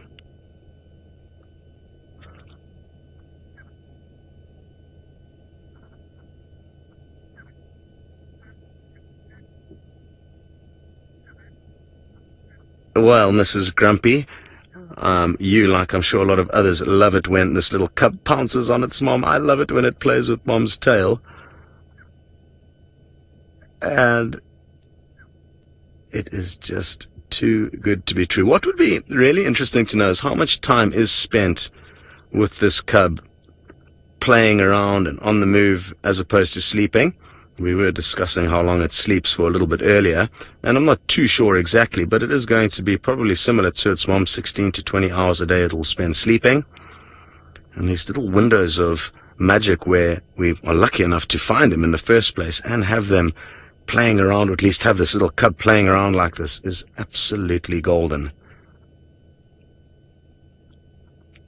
And ordinarily in and around leopard dens and areas where a clever leopardess would like to hang out, it can be quite thick, which is perfect, because if we're out in an open area it would make viewing this little cub a little bit easier, but it would definitely increase the danger of this cub not being able to escape if any enemies come onto the scene. And I was discussing last night, we definitely are going to have some hair-raising moments with this cub in the coming months, especially once the cub starts being led back to the carcasses, where it will be nibbling on them within the next few weeks. Very good. Well, we are going to stay put and be sure to call you back as soon as the cub pops out and send you across to Steve, who is investigating some of the smaller things out here. We were indeed investigating the smaller things, and Davy had it on camera. It's not often we get to see them on camera. It's possible because it's quite cool this morning that he has moved off. He's just flown over there now, Davy, on that other bush. You see him a little bit further back. That snakebite bush there. We've got a spider hunting wasp, folks, that's busy pollinating the little bush. But he's gone, and he has moved off, but I will show you a photo of him. We don't often get them sitting around like we do. And here he is here, number 4 on the picture. And when I say spider hunting wasps, it's because these individuals are what we call parasitoids, and they actually hunt spiders. They will then grab the spiders and take them to an excavated burrow or a hole where they will basically, when they catch the spider, they sting it, putting it in a coma. The spider does not die, and then when they move to the hole, they leave more than one spider, quite a number of spiders in the hole, and then from that they lay the eggs on top of the spider. And those eggs, when they hatch, those baby wasp larvae land on the spider and eat them alive, becoming an adult wasp.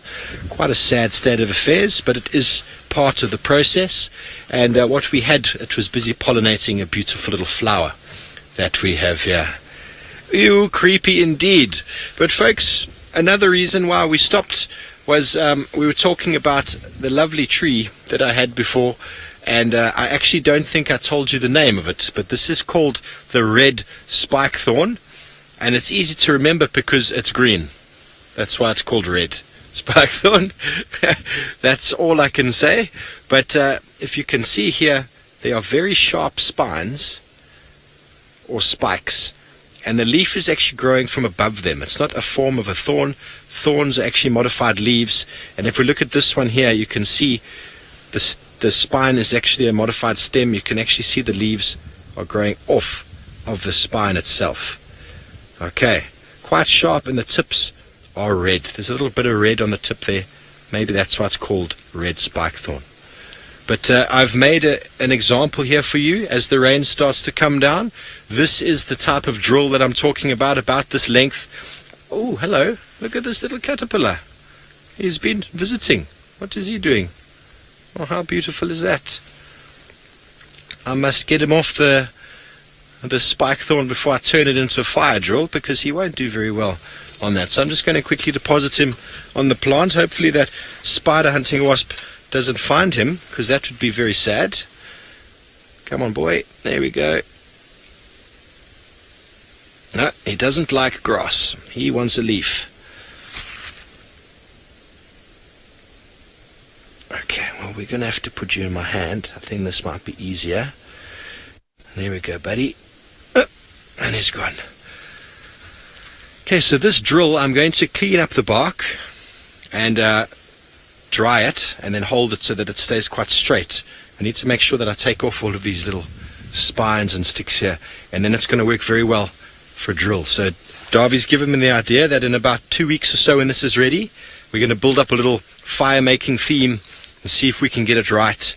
I'm going to need some other material which we will talk about in the coming days.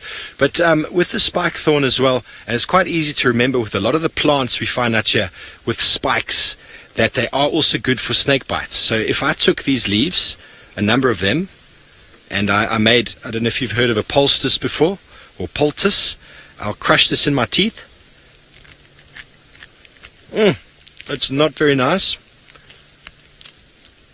Crush it into a little paste, and then you apply directly to snake bite or wound, and then strap it on there. Apparently that will help. Okay, but what is quite an interesting thing that I think everyone should pay attention right now is an infusion of the roots of this plant is actually an aphrodisiac. How is that? I will leave you with that last note from me on the spike thorn for the moment, and while we do so, while we probably try and cover up a bit because it's starting to rain on us and our expensive equipment, going across to Mr. James Hendry, who I believe is on foot.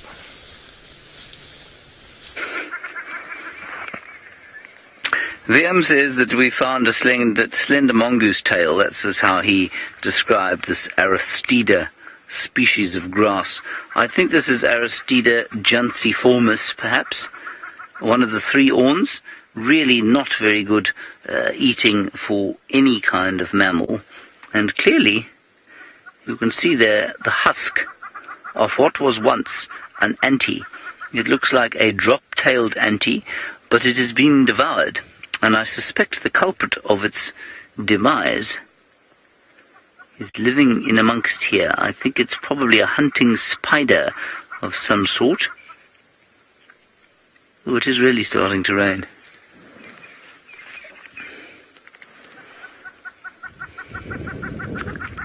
Oh, how disappointing. Never mind, we'll carry on. Anyway, I think there's probably a few different kinds of spiders living here,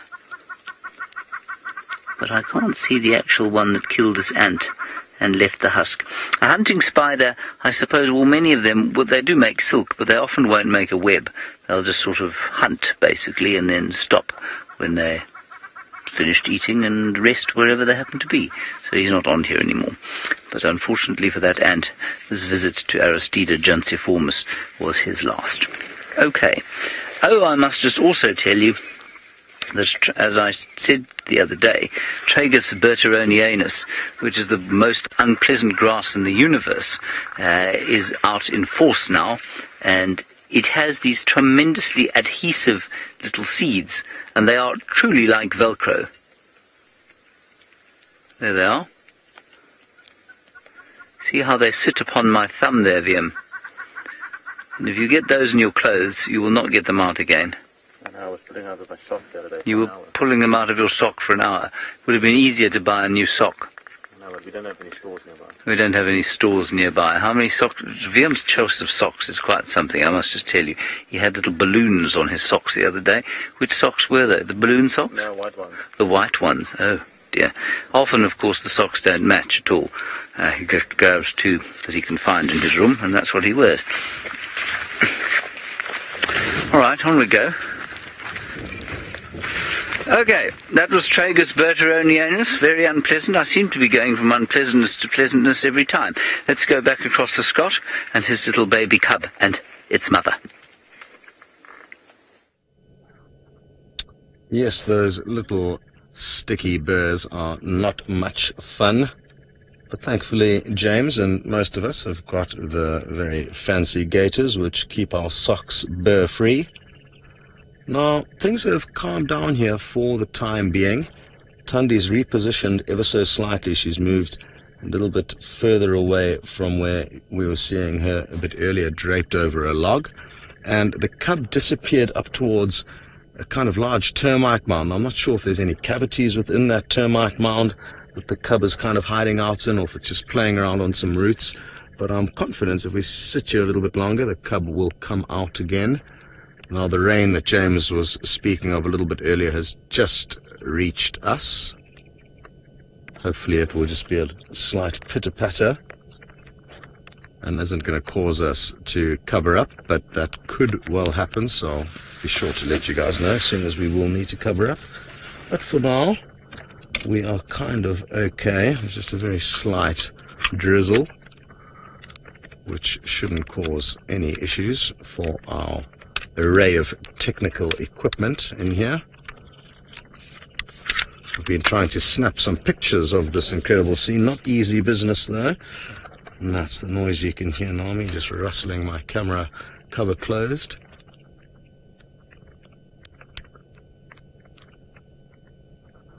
Now what would be nice is if Thandi took us out hunting. We actually saw a duiker not too far from where she's lying now.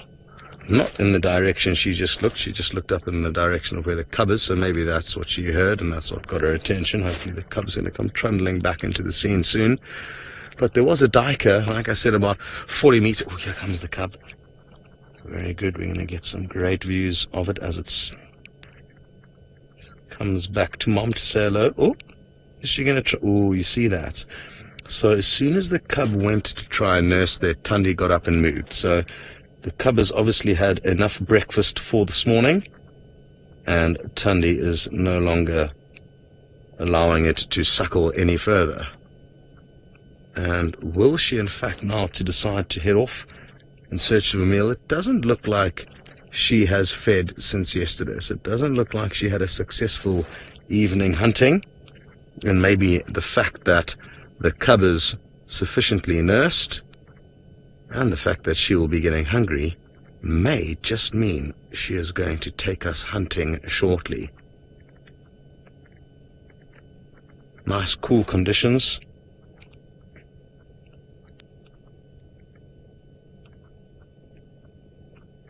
It's incredible how quickly the cub realized that mom didn't want her to have any food. I guess it was quite obvious because she stood up, but the cub wasn't very persistent. And I'm told a lot of you are astounded at how quickly this cub is growing, and I'm a part of that team of people because in just 2 weeks of being away, I've noticed a very distinct difference, not only in size, but also in this animal's agility and mobility. It's definitely far more sure-footed. And what I'm really happy with is the fact that it's also paying very little attention to us, which means it's already become used to us, and that is going to mean, hopefully, a very, very relaxed leopard once it grows up.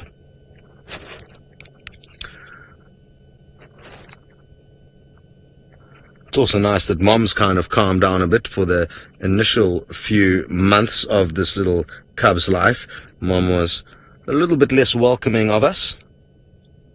Understandably, her maternal instinct was on overdrive. Oh, that cub just tried its luck again.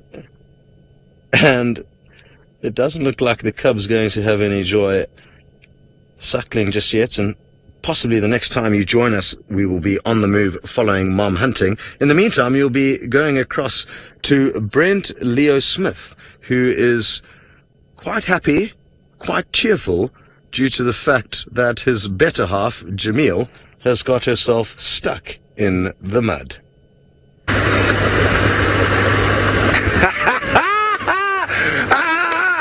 So, Adrian and I just spent our last 25 minutes helping out a poor soul who was deeply stuck in the mud.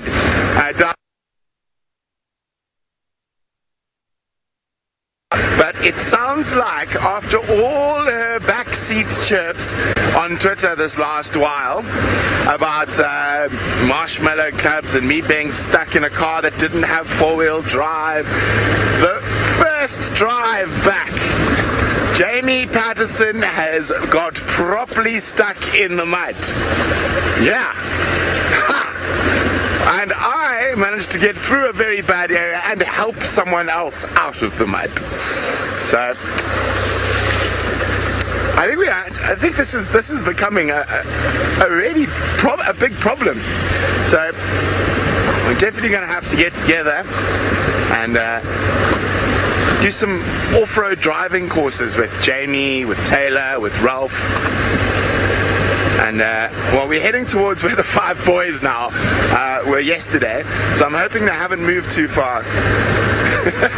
Apparently Jamie is going to kill me. Well, at least Ralph, you're no longer the Marshmallow Queen anymore. Jamie is. So we left the 5 boys around here, and I had a look on the ridges up there earlier this morning, and there was no sign of them. So they could very easily have come this way, and even... Oh, hang on. Oh. What did I see in the grass there?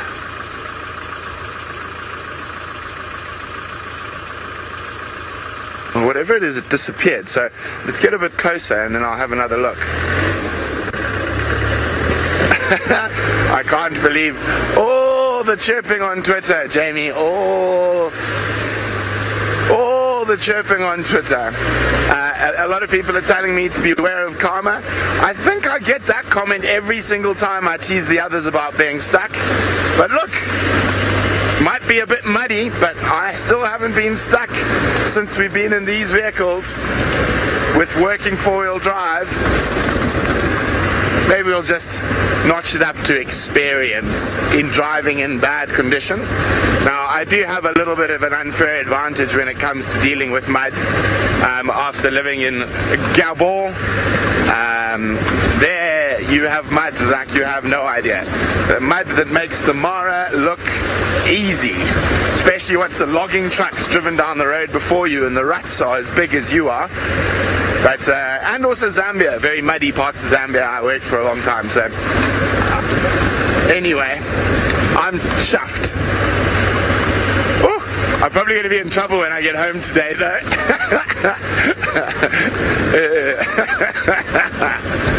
Okay. Yes, I did crash into Taylor's vehicle, but I still didn't get stuck. The Marshmallow Club's got nothing to do with minor fender benders. It's all to do with being stuck in the mud. Alright, it's a termite mound. From this angle, it's not as interesting as it was from back there.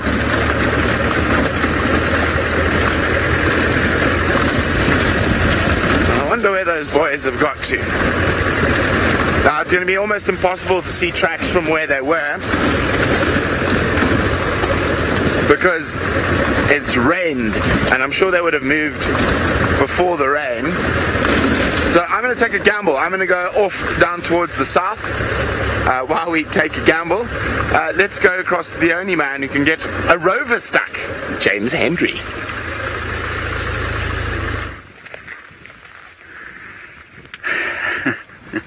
One wants to be amused by such comments, of course. Karma will come back. I do think that claiming because he didn't get stuck when he crashed into Taylor, as if that kind of excuses sliding a Land Rover into another Land Rover, which none of us marshmallow people have managed to achieve yet, is quite something. Anyway, you know, karma will come back eventually, we hope. But if you did invent 4x4 driving, as Brent Leo Smith did, well, then you know it's much easier not to get stuck. Okay, we're sitting here, in fact, under this tree because the rain has started. It's kind of coming through in little squalls. Now it's stopped again. But we've come to the end of our walk, not the end of the... That's Vian and there's Ariel. We've come to the end of where we... the furthest point on our walk is what I want to say. And that's this pan here at Chitwa. There are some Impala there. And so we're at the southeastern corner of Djuma. Down there would be Chitwa Dam, and Herbert was just saying we must come and walk here, and I think we must. And so let's just have a quick look around this pan, and then we'll go down towards Twin Dams, which is on the southern boundary of Djuma, and see if we can't pick up something from Tamba or Hosanna there. I've always wanted to walk around here because there are often frogs calling, but I can't hear any frogs at the moment, although there is a little interesting grasshopper. Oh, can you see it there, Liam? Look at that. A sort of flattened grasshopper that is living in the mud. I wonder if it hasn't got stuck there. And you can even see its tracks. You see behind it there? You must just tell me if the rain gets too much and we need to put the cover on. It's fine for now. It's fine for now. Indeed. Fantastic. All right, well, if you look over there, you can see the rain is now. While we do that, let's just go back across to Mr. S. Dyson and Mrs. T. I don't think she has a surname. Yes, Thandi does not have a surname, and sadly the rain is also falling quite hard here. So Seb's just made a makeshift kind of cover over the camera, and I fear we are going to have to say goodbye to you so we can also cover up a little bit better. We won't be able to do it so close to Thandi and this cub. But let's... I'm kind of torn. It's such a magical moment. And let's just... It seems to be stopping. So give us a second. Kind of... Don't want to prematurely send you off unnecessarily. And it does seem like the rain is kind of manageable for now, so don't go anywhere just yet. Now, clearly, Thandi has given in to the cub's relentless pursuit for milk. And look at how the cub's ears been kind of inverted by Mom licking it. And maybe what this means is Thandi is going to allow it to have one last suckle and then head off hunting again.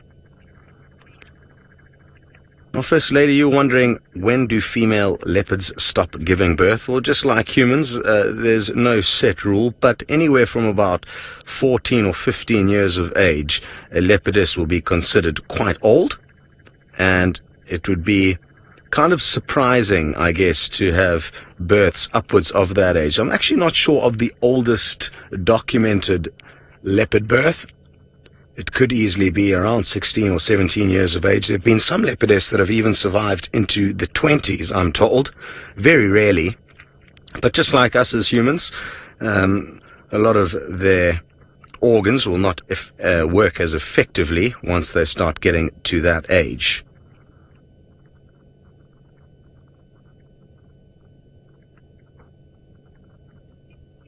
How cool is that ear that's been flipped the wrong way around by Mom cleaning it? It looks like she's possibly trying to nibble some ticks out of there. It'll be a tick's favorite spot, the soft, thin skin on the ear. And you would have noticed how she was kind of chewing there. They'll do a lot of chewing of ticks to get them out. Oof, what do we do about this rain? It's kind of picking up a little bit again.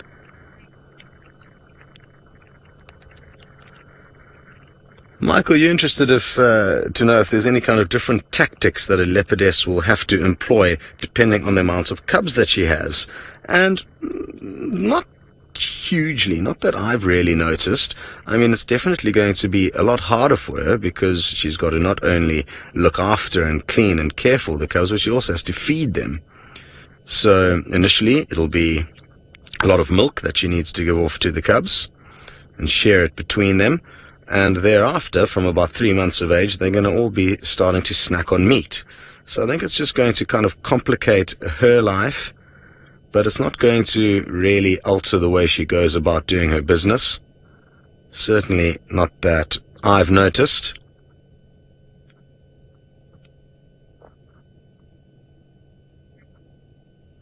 Okay, wonderful stuff. Well, we're going to stay put.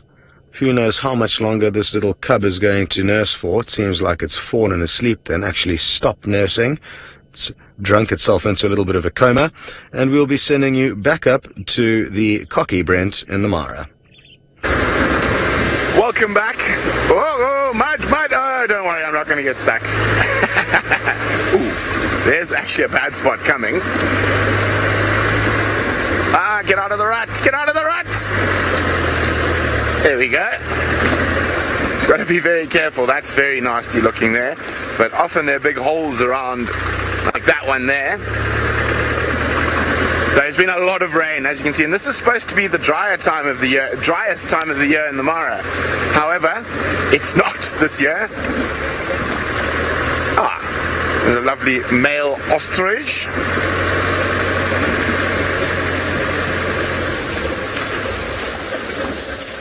So we've taken a gamble on which way the boys went, and we've headed out into this golden grassland, and we are hoping to spot.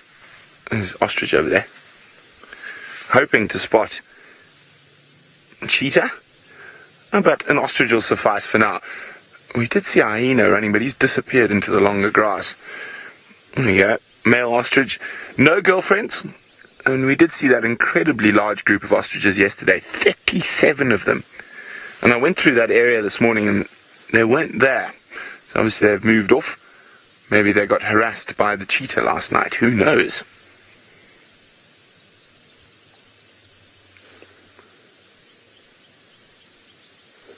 But it is very, very wet in the Mara at the moment, and it seems like Djuma's about to get some rain, which is good news for Djuma. I know they need a bit of a wet.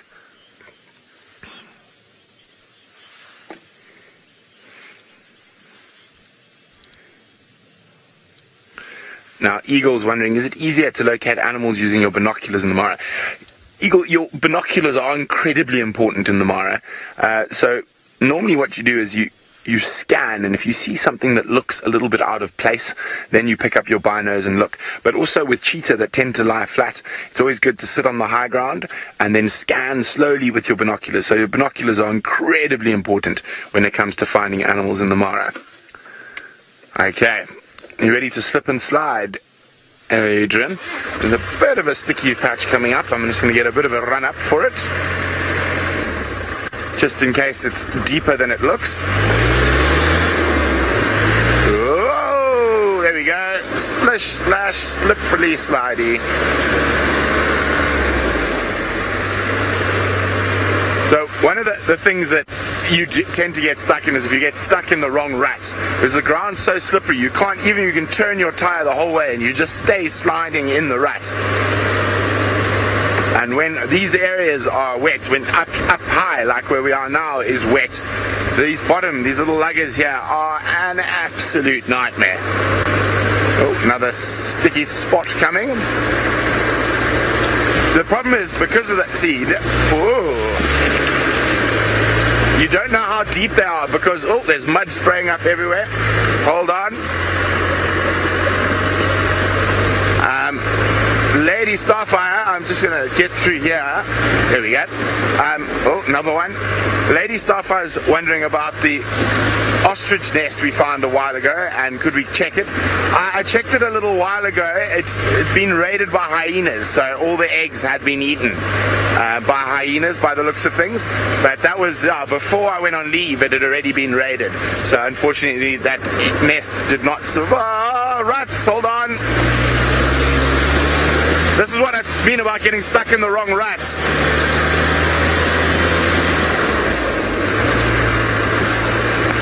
So sometimes, there we go, we're in the wrong rut again.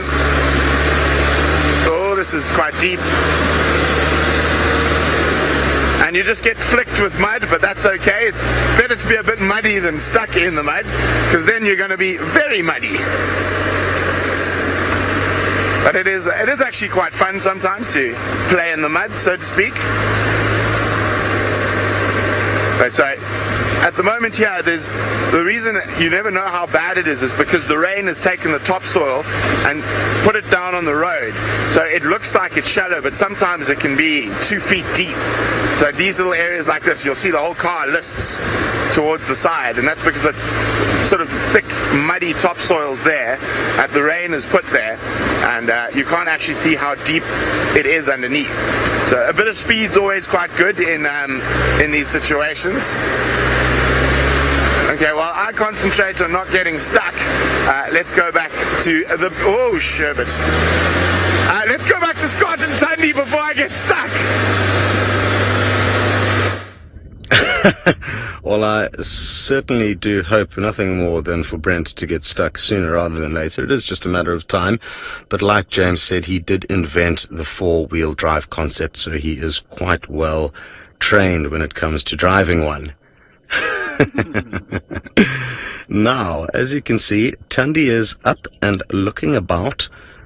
It seems like she gave the cub the command to stay put, and now she is planning where to go and have her breakfast, or at least try and find some breakfast. Now, there wasn't a dike too far from where she is now, in the kind of same direction that she's looking in. So she could get lucky with a meal very, very close by. As you can see, though, she's just kind of stopping, assessing, listening, trying to work out what her best bet will be. Hello, Wild Bill. I'm just going to reverse quickly. Sorry, Seb. We've popped the rover down onto the road in front of us, and she may well walk towards it and get some great low-angle shots. I don't want to drive it. I just left it close to the vehicle. You can just see it on the road there. I've disguised it with a few bushes. Not very well. Oh, no! I forgot to turn it on again.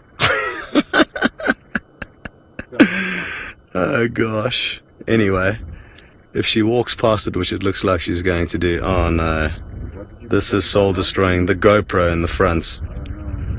Oh no, this is soul destroying, guys. She's going to walk straight past it. Well, not quite actually. So she wasn't close enough with the little camera that is on it.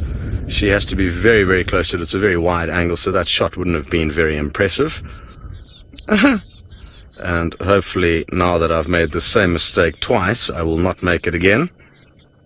There's quite a few buttons that need to be turned on in a specific order, and I always tend to forget to turn on the most important one, which is of the camera.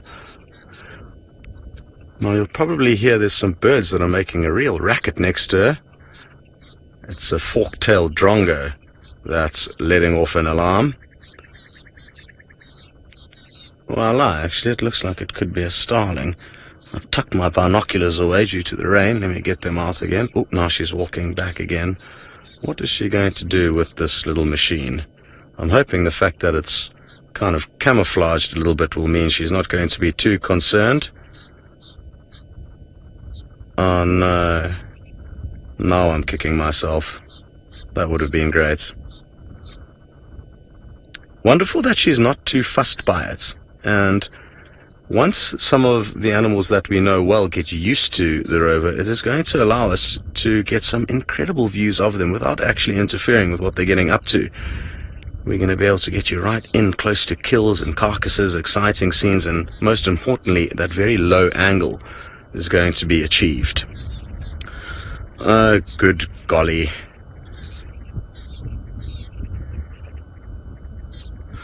I'm told there's a few of you that are enjoying Ronald's camouflage. It's a work in progress. It will be nice to get it completely camouflaged on a more kind of sustainable, with a more sustainable system, because these leaves will obviously die and they're quite intricately positioned in place. But I'll be sure to turn it on now, and hopefully we'll be able to get some good views of her as she continues to go about her business.